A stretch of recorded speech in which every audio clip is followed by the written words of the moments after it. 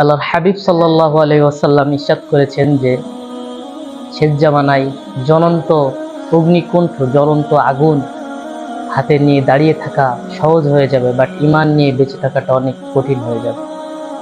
আমরা কিন্তু সেই শেষ জামানায় চলে আসছি। আমাদের ঈমান নিয়ে বেঁচে থাকাটা কতটা কঠিন সেটা 1400 বছর আগে আল্লাহর হাবিব সাল্লাল্লাহু আলাইহি ওয়াসাল্লাম নিজে জানিয়ে দিয়েছেন। সেজন্য তিনি আমাদেরকে একটা সুন্দর একটা দোয়া শিখিয়ে গিয়েছেন।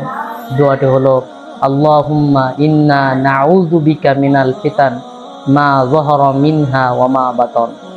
এর অর্থ হলো, হে আল্লাহ, তুমি আমাকে সকল প্রকাশ্যে অপ্রকাশ্যে সকল ফিতনা থেকে আমাকে হেফাজত করো। সকলে এই দোয়াটা বেশি বেশি পড়ার চেষ্টা করবেন। আল্লাহ তাআলা আপনাকে সহ আমাকে সকলকে যেন সকল ফিতনা থেকে হেফাজত করেন। আমিন। আমি হীন দুনিয়া, দুনিয়া থাকবে কিন্তু আমি নাই। আজকে কার জন্য আটকে আছে দুনিয়ার কাজ বলেন তো? আপনার দাদার জন্য।